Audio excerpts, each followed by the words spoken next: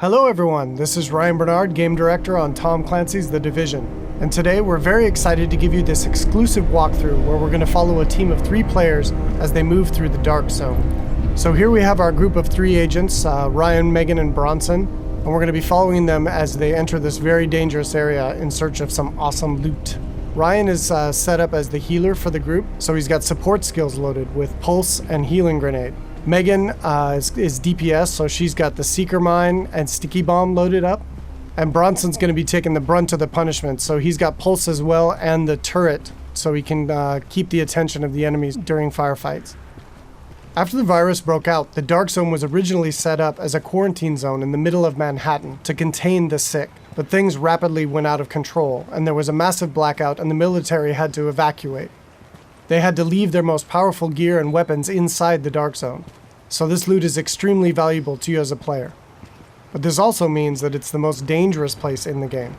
This loot attracts a lot of attention, including other real players. The Dark Zone is a multiplayer gameplay space in our world, which you can seamlessly enter without any loading screens. Outside of the Dark Zone, you can play in teams of up to 4, but once inside, you can decide to collaborate with other agents or betray them, kill them, and take their loot. As we climb the wall to enter, you can see the UI starts to cut out, because once inside the Dark Zone, we lose our connection to the outside world. And this area is highly contaminated, so we can see the players put on their masks to protect themselves from the virus, and then they're set to go.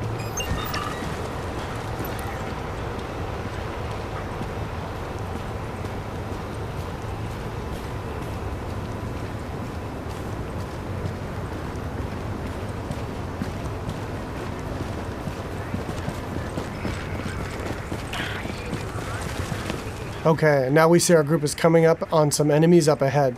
As we get closer, we can see that these are actually part of the Rikers faction. And this is a group of convicts which, after the virus broke out, escaped the prison and have flooded into Manhattan to take advantage of the chaos. Here we can see Megan does a pulse, which gives the group information about what enemy types and levels that they'll be facing. And then we can engage. As you can see here, Bronson's going to go up right on top of him and take point, so he can take the attention of the enemies and draw aggro, and we can support him from behind with healing grenades, as you saw there, and covering fire. Using covers in the divisions is really important. You're going to be seeing the agents here as they move around flanking the different enemies, moving cover to cover, using height elevation to their advantage, and really trying to make sure that you're not exposed at any time, because when you're out of cover, you take a lot of damage from enemies. And it looks like we've only got a couple Rikers left here, and Bronson is really taking his role to heart and pushing right up into their face. And they've cleared him out. And here you can see Bronson's actually been a little bit too hardcore on this, and he's in what we call the down state. So since they're playing in a group, Ryan can head over and actually revive him so he doesn't die and need to respawn and run back to his group, and he can get right back into the action. And here we can see that Ryan's actually found a loot crate. And he's gotten extremely lucky and has gotten a legendary drop. But as we can see, it's actually contaminated. All gear and weapons in the Dark Zone are contaminated, and they need to be extracted before they can be actually equipped by the players or agents in the game. So in order to do that, our group is going to move to a nearby extraction point in Bryant Park. Once the group is inside an extraction area, they'll need to shoot up a flare which calls in a helicopter. Then they need to hold tight for 90 seconds and extract their goods. Alright, now we see our group has come across a different group of enemies, and these are the Cleaners. Cleaners used to work for the city of New York, but they got trapped on Manhattan when the quarantine was declared, and they've lost it. They want to, in their own minds, clean the city from the virus by burning anything and everything in their path, dead or alive. And this group of Cleaners is actually a tougher group of what we call elites in the game. They have much higher health pools and much higher damage output. So our group here is going to really have to work together using their weapons and skills to take them out. Of course, they drop much better loot and give a lot higher experience. We got Ryan seems to have moved up to a kind of a bad cover position here. He's taking damage from the right, and he's got a grenade coming in. He needs to move, and he's too slow. So he's going to need to top himself off with a nice self-heal. Alright, so now we've dealt with the Cleaners, and we can move on towards the extraction area. But it looks like our group is not alone, and another group of players is in the same extraction area. In the Dark Zone, it's very important to find out player intention relatively quickly, whether or not they're a friend or foe.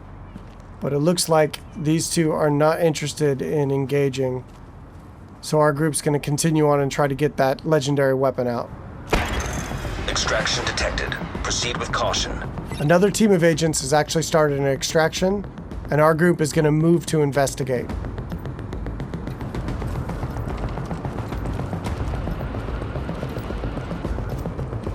And as they come around, we do indeed see that an extraction is taking place, and they got about a minute left on their timer before the helicopter shows up. But we don't see the extracting team.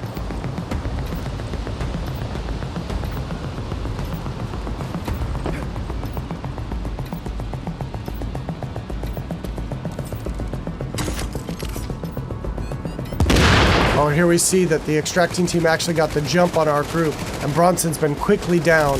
And since they engaged on us, they have now been flagged as rogue, which puts a big bounty on their back for a certain period of time.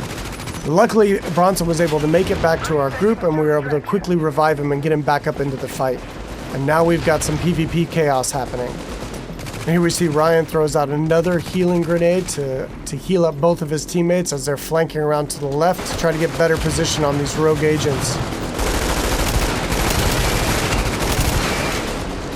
15 seconds. Alright, we see Megan's going to throw out another pulse, which really gives us good positioning on their locations. And here we can see another downside to going rogue in the Dark Zone. They have attracted another group of players, which is helping us take down this rogue group. And there we go. And of course, when you die in the Dark Zone, you drop any contaminated gear that you're currently carrying. It looks like the two groups now can divvy up the goods that they got from this rogue group. It looks like they've decided to just take out the new players and take all of the loot for themselves.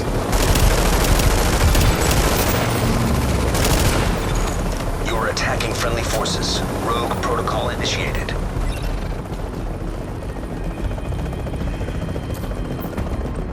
So now in order to secure this loot, to make sure it's theirs, they need to complete an extraction. So now our team has 90 seconds to control this area and to stay alive to get their loot out when the helicopter arrives. And you can see them fanning out into good cover positions here in case any other players come into the area or those groups that we engaged come back.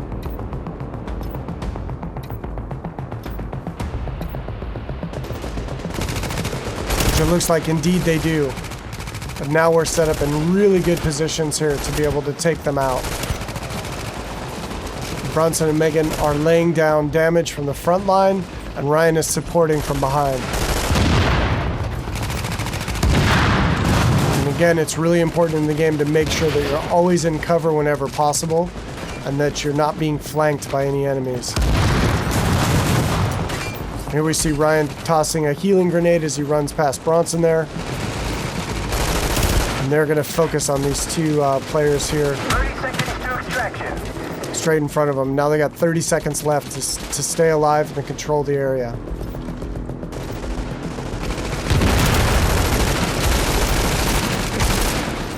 And that was some nice coordination there. It looks like a double kill coming off.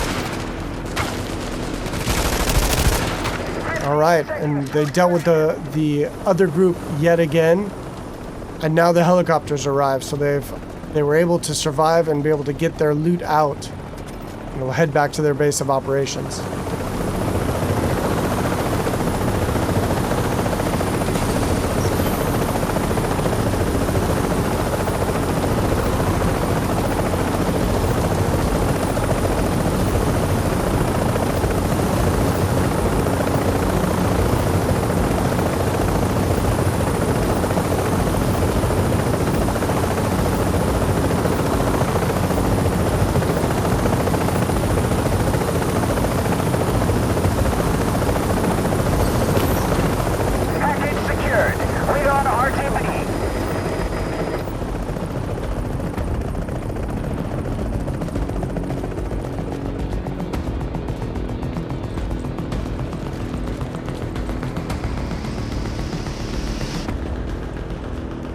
Now we can see the group is still flagged as rogue, and they're a very juicy target for other agents in the area. So they really should leave this area quickly and decide where to head out to next.